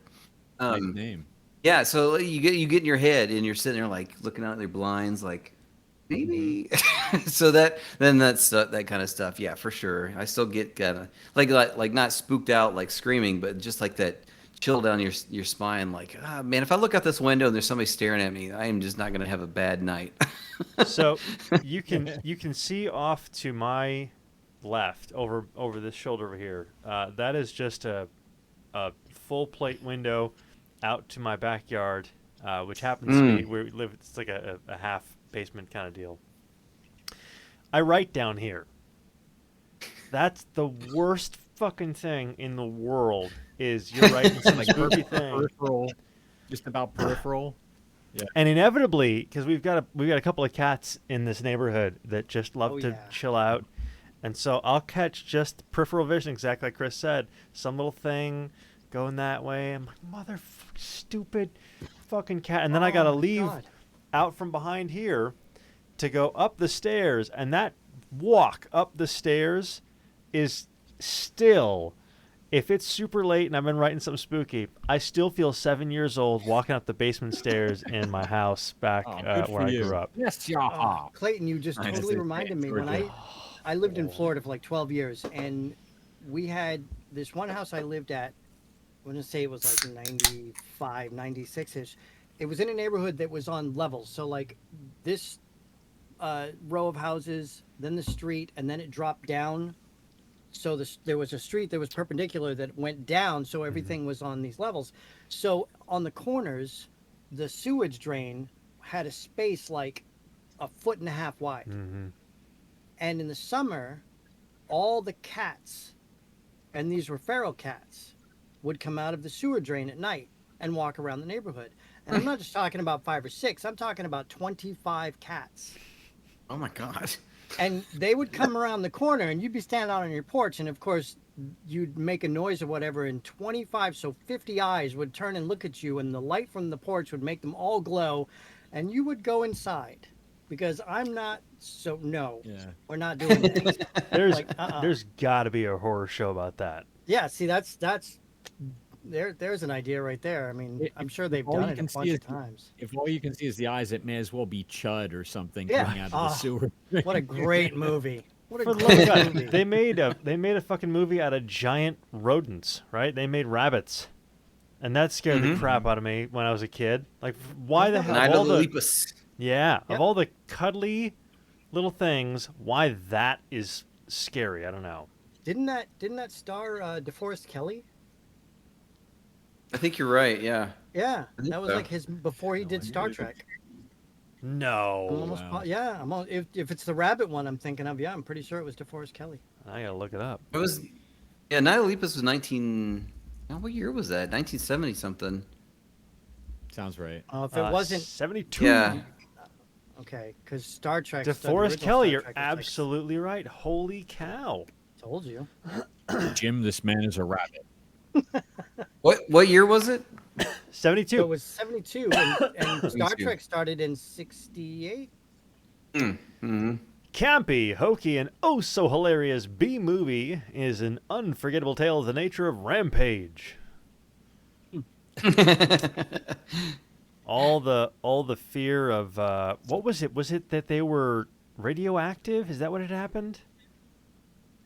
Because all the nuclear testing out, I feel like there was a whole era of Americana, especially in horror, that was pervaded by nuclear testing and nuclear war. Largely late 50s, early 60s. Yeah. Well, yeah, because that was one of the reasons why Star Wars did so well, because it was like the first hopeful movie after all of this darkness from the 50s, 60s, and 70s. I think it's interesting, and I'd like to get all of your takes on this, just given our, again, sort of the predilections for horror and so on. Why do you think that Japan has continued to hold on to that and have that be such an integral portion of their culture and of their sort of their ethos, whereas the rest of the world has kind of it was old news for us now, despite the fact that we were all obviously involved in that. Well, they did, of course, not recently, but they also had another meltdown, so it's not like it wasn't fresh in their minds anytime soon. That's a good point. Mm-hmm. Also, it's probably a little bit harder for them to forget than it is for us. Being bombed, Yeah. bombing. Yeah. Take a while. Twice. That's a fair But, point. yeah. What's interesting to me though is that they don't take the it isn't a woe is me. It's Oh no. this No. is Yeah. I mean that's Godzilla, right? It's all about and this is a thing that they've embraced as a culture. You look at all of Miyazaki's stuff and that's the vast majority of it involves some very heavy portion of here is nuclear threat and here is sort of industrialization and what damaging things that is. I just think And I it's actually learned interesting the psychology there. I learned just a couple of days ago because I've got a friend in Japan that I've known for years now, and I talk with him on a weekly, if not daily basis. Japan has the lowest population of foreigners than any other country in the world. So Japan is mostly Japanese. There's only about a 5% of people that are not Japanese. Yeah. And Super clear when you visit. right, exactly. Immediately. And I don't think that they just make it really, really hard to live in Japan. You have to. There's so much paperwork you have to go through. You have to qualify for so much stuff. You have to do something that is useful to them, and that's to become a citizen. I mean, anybody can go visit Japan and stay there like on a work visa, but to actually become a citizen, nope. So yeah, they're incredibly. I mean, as far as countries go, like when you say Japan, just about everything that people think of is positive. You don't really think negative things about Japan, and that's saying something. True. Yeah. I want to go Apparently, back. the Night of the Lupus was based on the Year of the Angry Rabbit. Night of the Okay. Lupus is probably a better title. I'm gonna just, Yeah. What? Yeah. And Even though this one apparently is as a result of the rabbits running amok in Australia, which that's its own separate thing. Like, hi, bioterrorism, myxomatosis. It's great. Fuck. that actually reminds me too. One of the main genres, obviously, within horror is the zombie genre. Like, it's one of the biggest ones. Have you read many books involving the zombie genre? Anybody? No one? I read some of Brian Keene's books. His take on zombies, where he Number one- incorporates more of the animals and stuff. Like everybody can get zombified, Right. which is interesting. There was one that I think it was a 3-part series, but I think I only read the first one. It was called Feed, and it was one of the more unique takes on it because, as far as horror is concerned, obviously, like you said, it's really hard to find something original, or at least something that hasn't been done to the death. And what he Fun. did was he took it, and exactly. And he took it and he put it 30 years into the future after the zombie apocalypse, where the world has kind of rebuilt. Zombies are still involved, but they're mostly like, and ironically enough and beautifully done, was Cesar Romero was a zombie, but they keep him safely in his own space and take care of him. Caesar or John? Sorry, no, Sorry, the guy George. George. Yeah. I don't know why I said Caesar. Oh, Hail I'm Caesar! thinking Batman here, right? Thinking Batman here. Caesar Romero was the Joker.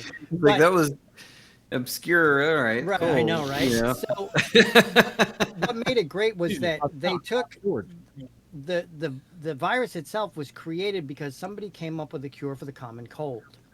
And somebody else was like, well, they're going to try and make a ton of money off it. So they stole it and then crop dusted it. So it went into the atmosphere before it had been completely tested. And so it affected everybody. And then what happened is somehow it mutated. And that meant that everybody on the planet had it. So when you died, regardless of whether or not you were bitten, anywhere, you were going to become a zombie. Everybody was going to become a zombie when they died, no matter what. And so they ended up, the story itself was about somebody took a bunch of zombies and basically used them as bioterrorism, where they would use them for assassinations. Basically, they would get a bunch of them in a crate and then, put them where they needed them, point them in the right direction, and kill all of those people. Interesting. Okay. Idiot, Yeah. you're going the wrong But way. it was a really unique take on that idea where everybody you didn't have a choice. You were going to become a zombie when you died. There was no way to get around it. So, you, especially Chuck, you write both comedy and horror, and how interrelated the two of those things are. Have you seen, speaking of zombies, Fido? Oh yeah. I remember that. Billy Connolly. Is Billy that Connolly. the? Carrie Ann Yeah, Moss. Yeah. It's been a while, but yeah, I remember seeing that. Yeah. The good old everyone's going to be a zombie when you die because of, I think they were like, it was radiation from a meteor or something. I think they took the same take as Dawn of the Dead or Night of the Living Dead. I thought you were saying Night of the Comet. And went on the way, but it was very much like, okay, now don't trust your elders because they could turn at any time. Yeah. To that same end, I mean, like, do you, because I know you said that your comedy writing and your drama writing inform your horror at this point. What are the things that you think are like your best takes from those other non-horror genres, or vice versa? Because I think you probably get some play both ways. Well, that's a good question. Maybe when I'm approaching, or at least back in the day, when I would approach a horror thing, it was centered around, like I mentioned, kills or whatever, or like the villain, like, oh, who's doing all the killing or something, or what's the hook? Well, like what weird thing is happening? Because I also write sci-fi like Brian, so it's like, this weird thing's happening. Whoa, and it's easy to get bogged down in that kind of stuff, like. like like this is the central mystery, and here's the weird stuff that's happening. Here's the blood guts. But when you do a drama or a comedy, especially drama, you don't have any of that. You have like raw structure that you need to milk all those tears out of the audience with the dead kids or whatever. Like, oh, squeeze those tears out. And the proper structure helps you do that. And then that goes. I mean, that goes with everything. I mean, that's and when I first started writing, especially screenplays, I didn't outline nothing. I was like, Stephen King doesn't outline, so I'm not going to outline. And then I got to a point where I wrote a script, and even my wife sees everything I read. She's the first person to read it. She swears she didn't. I tell this story all the time. It drives her crazy. She swears she didn't, but she did. I handed her the script, and she read it, and she said, "This is terrible." She said, "This is absolute. This is nonsense." And I went, "Ugh." And then I reread it, and I was like, oh, "Christ, it is nonsense." So then I tried, and I was like, "All right, you know what? I'm going to try outlining." I've gotten to the point where I need to try it, and then I was like, I really like this." Because one of the things about me is I'm not huge. Like I don't hate editing, but like I'm not huge on it, and I like to get it right the first time. So if I outline heavily, like I do now, and I mean like over and over and over before I ever touch the script, I don't have to do a lot of touching up and editing and stuff. Sure. So I'm just able to just do it once, and it's perfect right off. Yeah, right. But that was definitely something I had to learn. Then I think I learned all that from drama and other genres of like you can't if you have a couple of kills or whatever, maybe you can get away with it with a horror movie, but other films it doesn't work that way. You got to learn really the basics and everything, and it's helped a lot. Do you think that's You helped? mentioned- Yeah. Oh, sorry, Chris. Go ahead. Yeah, Chris, go ahead. I was just going to say, I mean, I'm assuming, I mean, character obviously it plays a part in every genre, right? Character Yeah. is super important. Oh yeah. It was something that I resisted as a writer for a while. I mean, didn't really resist it, but I just thought, well, I mean, I guess my heroes are like Hitchcock or whoever, I just like, character is important, but it's not everything. And, what really is important is the structure of the thing. And it's a kind of a structuralist filmmaker approach, right? Yeah. But then you realize, like, yeah, especially in horror, actually, probably everything. But, I feel like, if I was writing drama, which I haven't written drama, but if I was, I can imagine that character, because they have to be much more developed. The characters seem like they have to be kind of, there's not as much action going on necessarily. So you kind of really have to have these really solid characters, and they change, and the things that happen to the characters are really the action. And that would play a big part in kind of informing your horror work. Yeah. You don't want to end up with one of those stories where the audience is rooting for all these people to die. Right. Yeah. Maybe if one of these movies gets like a sequel, like 4 or 5 down the road or something, like who cares? Kill them all. But for the first one, you want a real strong story with strong characters and a reason for everybody to exist. I mean, I've gotten rid of characters that I thought were great in other scripts that they didn't have a reason to be there. You know what I mean? So you just save them for later. Like, well, you're gonna go away for a while, so let me mark you down, and you're gonna exit this script. But later, you're gonna have a reason for being. If you don't, it can be a great character, but if they don't have a reason to be there, and they're just kind of wandering around, and you're like, this person's not saying anything or doing anything. Maybe I need to cut this person. Yeah. There's a lot of that happens. Yeah. You had mentioned Stephen King, and he was one of the 2 major authors that I've ever had any contact with. I lived in Maine like the first part of my life, and he's from there. Yeah. And he happened to be down in the Old Port having lunch, and I was a bold little shit, so I just Oh my went and God. asked if I could join him and sat down with him for a half hour. What? Yeah, I know, right? So him and Orson Scott Card, I got when I was in Florida. I had the first what's his first book? They made the movie out of it with Harrison Ford. Ender's Game. Ender's Game. Ender's Game. Yeah. Yeah. Yeah, And Ender's Game. I had him sign that. He was at a book signing. He signed it, and I talked to him for a little bit. And both of them had the same outlook on now this is just prose writing, obviously not, screenwriting. But they Yeah. both had that same outlook where they're like, I just write for an hour each day, don't look at it, throw it in a drawer, and then do something Yeah. else.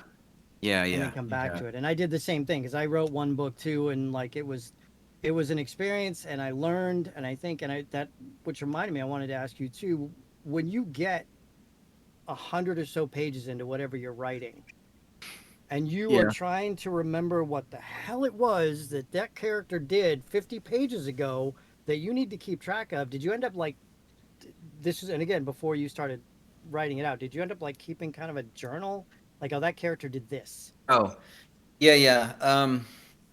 Well, if you mean before I started outlining, Right. Yeah. boy, that's a good question. You know what I think I used to do? I would kind of outline on the fly. I would just write down. I have notebook. I have tons of notebooks all over the house. I mean, just filled with crap that I don't even like. I was looking through one of the other. I don't remember any of this. Yeah. So I would outline like what I was gonna write in the script that day and be like, oh, this idea, whatever, they could do this, and then I'd, one of those things you jump up at 1 a.m. or whatever, like, oh, whatever. So I think there was a lot of that. Now, I mean, I still do that same process, but I do it all at once instead of like in piecemeal. But yeah, I mean, I keep records of basically everything, so I've got notebooks full of stuff. So there's a lot of flipping back of like, what in God's name I was talking about, and it's a lot of shorthand that I don't remember, which is really stupid. I don't know why I do that. I'm like, there's some stuff like I don't even remember what it means now. Like for years I have this note in one of my notebooks that says fire cops. And I can't figure out what in God's name I was talking about. Was it like cops that are on fire, or did they police fire? Like, I don't know what it means. And it was like like fire it ants, was but like they're idealist fire cops. Like, what the fuck was I talking about? Those are some of the most fun notes. No doubt. Was that the one completely that you incoherent. woke up out of the middle of something and just like wrote it down and fell back asleep, or was that? I don't know. Oh my god! I don't know where it came from. Written in I a don't know. fugue. I don't get high, so I can't use that excuse. I just don't know. I have no idea what it was. One day I'll be like, Just oh yeah. force yourself to make a film called Fire Cops, and it'll come to you. I think Like, I think I have to. I do. Yeah. Yeah. Just what? I I think got like 18 ideas that just went through my head for that. Thank you. Yeah. I just went If you through, can figure it out, go for it. You feel free. Oh, no. Absolutely. Way too much to do already. I just went Yeah, through yeah. my I've got like a whole list. I don't do the notebooks because I don't want my house to, inevitably it would look like the house from Seven, right? Kevin Spacey and all that. Right. Another But so I do it phenomenal digitally. So I have like a whole big stack of notes in either my phone or I think I've just downsized Evernote.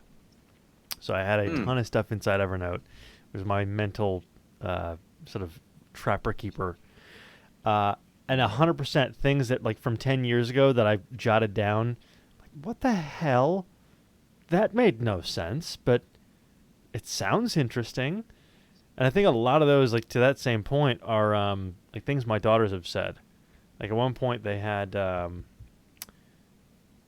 we were asking about, hey, my daughter at the time I think was 3 years old, and we were saying we gotta go to whatever, and she goes, okay, well I'll meet you at the entrance to leaving.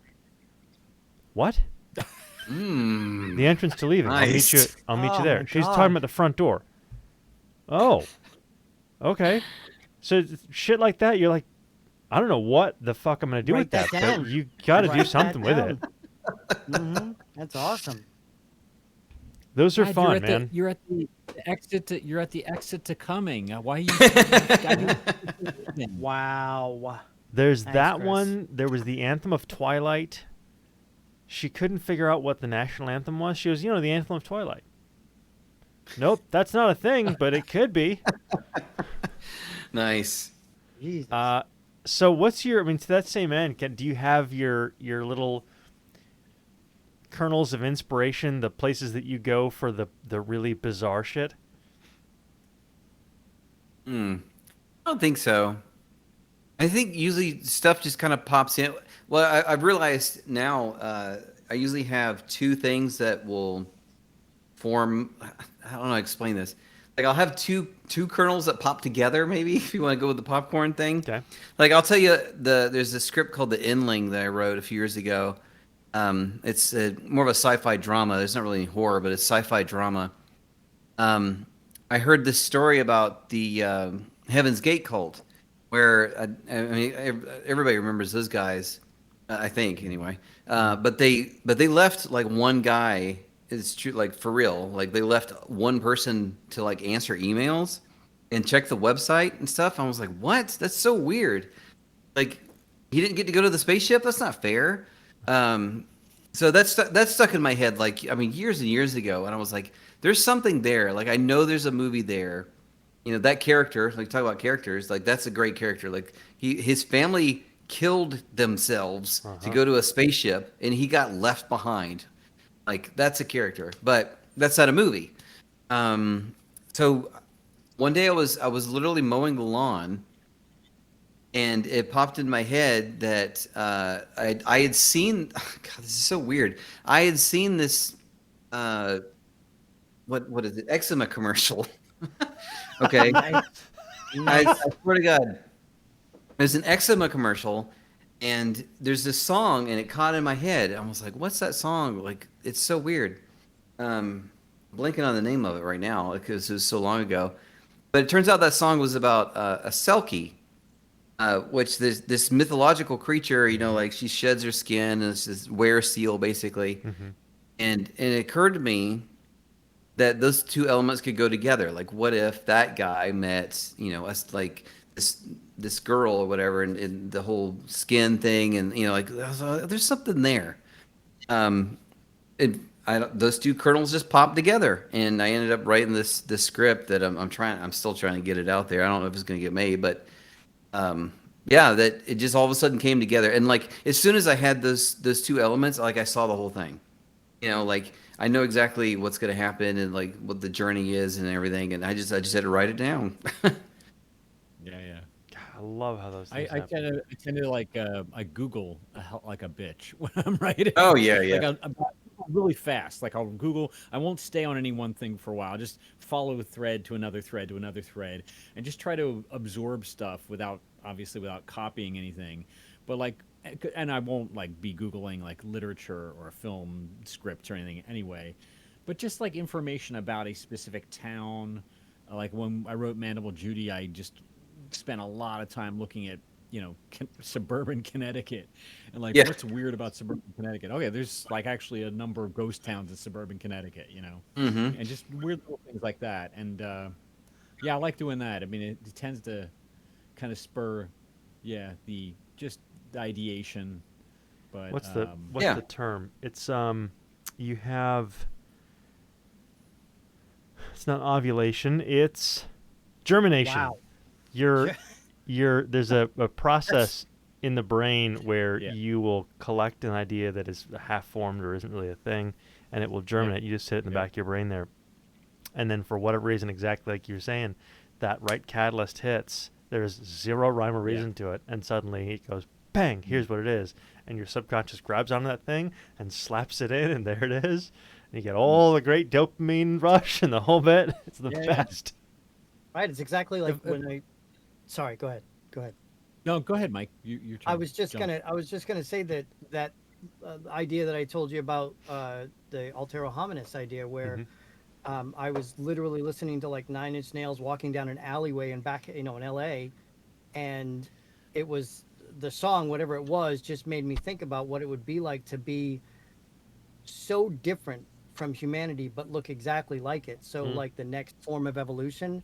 And so then I went and like Googled evolution and find out what actually forces evolution, and that, you know, that whole idea. And it's like such a click when it happens, and you just go. Yeah. Especially with music, like you can hear the same song 1,000 times, but you're not. It's when you get in the right element, or like you said, walking down the right alley, all of a sudden you're, oh my god, that's it. Boom. It's funny. Yep. Human mind is a scary place. Yeah. I figure that's got to be like the creative equivalent of synesthesia. There's got to be just some cross wiring in your brain that you go, oh, That's where that is, and those two happen to just show up at the same time in the same basic area you had, and you go, yeah, that'll work. Yeah, Yeah. I'm gonna have to give credit where credit's due. I did a lot of acid in the '90s, so Hey, you know, whatever done with that, wherever but oh my inspiration God. comes from. yeah. I was tried always wri- told by I tried friends, writing. don't do acid because you're already weird enough. Thanks, guys. Yeah, I was. They told me I was the poster boy for not doing acid, and I kept doing it. I mean, I tried writing one night too. Like I was, oh my God, I got to write some of this stuff down. And the problem is that you get these voices start arguing with each other. Like, no, write that. No, write this. And like, I think I remember writing on the page, "Shut up." That was it. Oh my God. Beautiful. Shut up. Altered states, folks. You heard it here. With caution. Yeah, I'm never running for office. So, dirt on me right here. I think I saw. Did I see a question pop up? Are there user questions? Yeah, there could be a. Oh, you probably saw a comment from William B. Let's see. He's making some comments about just it is a question. How long do you have before an epiphonic thought evaporates? I don't know if that's specifically a question for you to answer, but if you got somewhere to go with it. Jeez. So I know a lot of writers carry notebooks around with them because of like you can think of this great idea and then like 10 minutes later, like, oh, what was I thinking? I haven't started doing that yet. I take the cold to herd kind of method, I guess. Like if there's a thought that gets in my head, and if it sticks, like it's worth my time. Yeah. That's probably stupid, but that's just what I've been doing. How long it stays, it just depends on how good it is to me. Like like the thing with the ending, like I literally could, once I thought of it, I couldn't get it out of my head until I wrote the script. In fact, geez, I mean that stupid commercial. God, I wish I can't remember the name of the song. But every time I song for the commercial. Yeah, no, it was a guy's single. In the video, it looked like a mermaid, but it was like this whole selkie thing. I was looking up. Oh my God, and like it hit me so hard. It's an eczema commercial. Like I just started crying, and I couldn't stop. And I was like, what is wrong with me? What is happening? And then I once I placed everything, I was like, if I'm feeling this much emotion for this, I have to write this. So that's usually what I get to the point of where I'm crying and I have to write this thing so it'll stop. That's beautiful. That's what I do. That sounds really dumb. No, I don't think it sounds dumb. That's emotional sweet. content. Yeah, that's perfect. Yeah. That's a good sign. It just sounds like a bad way of doing things. Like I should just write things down in a notebook like most regular human beings do. Yourself. Yeah. Well, except that it also is kind of a fun inspiration there about, you talk about call the herd. Maybe there's some parallel dimension where all the other ideas get preyed upon, and so if you didn't have the idea that you let go off into the wild, well then all the super predators they'd all die and we'd all be overrun with bad ideas. Yeah, exactly. Yeah. Some alternate Chuck wrote some other fire cops or something. Yeah. I'm pretty sure we're venturing for a plot of a supernatural episode right now, but yeah. Oh, for sure. So all right, we're getting a little bit close here to the end. We just want to try and end about 11, but what do you got going on right now? Like what's up and coming? What's the new? What's the next? Where can people find you? That kind of thing. Oh yeah. Man, we're trying to. Hootie Hoo Productions is trying to get some comedy specials off the ground. We've got a few ladies we're talking to right now. Hopefully, we're shooting one in the Atlanta area soon-ish. Hopefully this fall.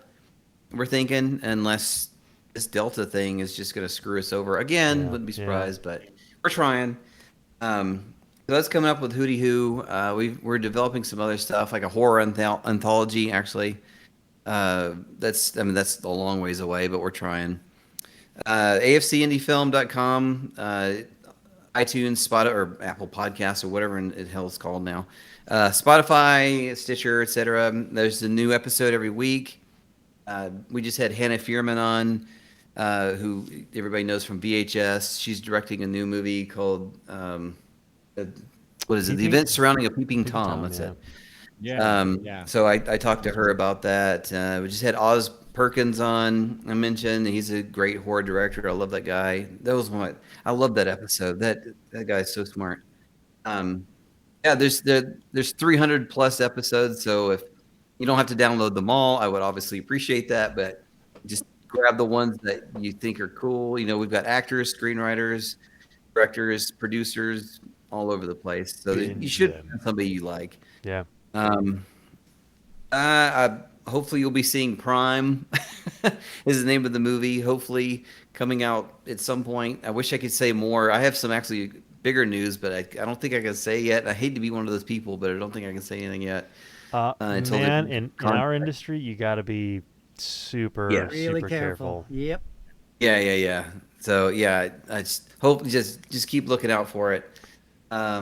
Yeah, what else? Yeah, I'm still working on a follow-up. I have a follow-up to Brian called The Disappearing, but it's like a free book because the Crossroad Press didn't think it was good enough to publish. So they said they had a bunch of changes, and I said I'm just going to print it myself. So that one's free, and you can actually find that at my website, atlantascreenwriter.com. There's a section for my books. So there's a free book. If you just need something to read, if it sucks, then it was free. Who cares, right? Whatever. I think that's everything. I feel like I have a lot going on. Come get barbecue at the barbecue place in Marietta, Georgia. I'm in the kitchen. Come say hi. Hell yeah. The nachos are really good. Brisket nachos. Get those. What are the Crossroads? Do what? What are the Crossroads? Barbecue place. Oh no, it's called the barbecue place. No. What are the roads that it's on? What are the Crossroads. Oh. It's on Powder Springs Road. It's just on Powder Springs Road. It's on every end of Powder Springs. Yeah. I can't remember it's on the corner. It is on the corner of something, but there's literally if you just look for the barbecue place, you'll find it because that's the name. It's very straightforward. Fair enough. You guys actually reminded me too. You're both in Georgia, right? Mm-hmm. Yeah. Mm-hmm. Now I lived in Florida for 12 years, and it took me forever to get rid of that accent. And you guys don't have one at all, and I am so impressed. I'm having to coach my daughters not to have an accent, which is a challenge, and it's a really fucked up challenge because my wife, who's from New York, still has a lot of her New Yorkisms, and so when my kids you guys say things like it's drawer, it's not drawer, it's draw. I'm like, it's not draw, it's drawer. You live in the South. If you say draw, someone's gonna kick your ass. Say drawer. Yep. Which is what it is. The real kicker is making sure that you don't say y'all a lot. That one that's the catch. Y'all. I say y'all. Actually, I do say y'all. All y'all, right? All y'all is pretty popular down there. All y'all. All y'all. Yeah. I don't know. I feel like y'all's been accepted by the masses. I mean, I think that's just sort of in the American zeitgeist now. Y'all is just kind of not as much as you think. That's definitely because now that I live in the West Coast and I've been in the Northwest and the Northeast and the Southeast, pretty much the Mason-Dixon line. Like it feels like it is, and you'll see it being used, but that's mostly because the internet is international. So oh yeah, you're seeing it. I It's hear it a probably lot coming in from somebody in the film industry. I feel like I hear it a lot in the film industry, even from people who are not Southern. Yeah. And maybe that's because of certain film capitals like Atlanta, Austin. That might have something to do with it. It's sort of like, God, I don't know where. I don't know how I picked up Bloody Hell, right? I don't know how that happened. I just picked it up, and I was interviewing an Englishman once, and he was just like, "Oh, that's adorable." Yeah. Oh. And it's so hard to actually make that sound right as an American because, like, the video game I did for the guy in Oslo when he, pitched me the line, where I'm supposed to say I bloody died. I didn't argue with him per se, but I was like, do you want me to do a British accent? Because saying bloody in that context as an American just sounds silly. It doesn't matter how many times you say it, or the inflection, nothing. It has to be in a British accent, or else it just sounds dumb. Apparently didn't stop me for some reason. Chuck, before I guess you probably got to get going. I think we're probably gonna end the chat very soon. But do you have any last minute recommendations for any up and coming films that you're really excited about seeing? You mentioned Hannah Fierman's new work, which I think there's a Patreon for. Yeah. Oh, yeah. Indiegogo. Yeah. Indiegogo Yeah. rather. That's called The Events Surrounding a Peeping Tom. Yeah. Yep. I'm assuming that Melissa Rose Peeping is Tom producing it Okay. from Sleepaway Camp. Anything else? Because you're probably privy to an awful lot of screeners and stuff that most of us don't see. Is there anything that you, or any directors or writers that you really are watching closely at the moment? Besides yourself? Man, I really want to see that Lamb movie. Have you seen the trailer for that? Oh, yeah. That A24, I think it's an A24 movie. No, but I just saw Pig, so I feel like I have to see. Yeah, Lamb, there's like this whole like farm animal like trilogy or something. But yeah, Pig looks great. Lamb looks crazy. I'm just A24 stuff, man. They just put out every time you think you're like, oh, I get what they're doing, and then you watch the trailer like, oh my god, what is this? I'm always impressed with that. There's a weird stuff like that. And also, I need to mention Film Impact Georgia. If I'm on the board of Film Impact Georgia, if I don't say that, Molly Coffee is going to kill me. Speaking of, what's the link? I can put it in the chat. Oh yeah, filmimpactgeorgia.org. Thank you. And obviously it's very directed towards Georgia Atlanta filmmakers, but there's a lot of resources there for indie filmmakers in general. Which obviously the podcast is all about, indie filmmaking podcast. If anybody has any questions or anything, or if you ever want to reach out, just go through the afcindiefilm@gmail.com. I'm pretty open. I answer all the emails. So I'm pretty open. If you have any questions or need advice or whatever, you can always email me. There's so many. I've covered a lot of them on the show. There's so many filmmakers out there that are trying to make some cool stuff that is getting lost in the noise of, Marvel movies and stuff are cool, but there's a million. I watch them. I watch Marvel stuff, but there's a million other things out there that's super awesome that deserve your attention too. You should definitely check them out. Yeah, I just started digging deep into the AFC podcast, and there's already I'm learning about filmmakers I'd never heard of. Nice. I mean, there are obviously a few names that I did know, but it's excellent. It's a great resource for people who want to find out what's happening. Yeah, I appreciate that. Yeah. Yeah, Clayton, definitely if you can get the links for like his website, because I want to check out that book. Definitely. Most of it in the Twitch chat. But Okay. I'll drop everything in. I'm just gonna copy it. Fabulous. That would be awesome. Yeah. Well, right on, guys. Thanks so much, Chuck. Oh, thank you guys. I really appreciate you coming on. Thanks for waiting around. Sorry, it took me a minute, but I got here. So, but yeah. I know kitchens, man. You're good. Yeah. I was sweeping and mopping as fast as I could. But I really appreciate you having on. It was a lot of fun. Yeah, absolutely. We'll do it again. We will absolutely have to keep an eye out for Prime, and we got our fingers crossed on that one. Anyone we need to knock off just to make sure that happens, just let us know. We'll take care of a little murder on the side. That's fine. We live in a big swamp. Bodies disappear all the time, right? Yeah. I just NSA. I would never do that. No. Anyway, thanks so much for coming on. I'm gonna go ahead and close us on out here, and guys, have an awesome night.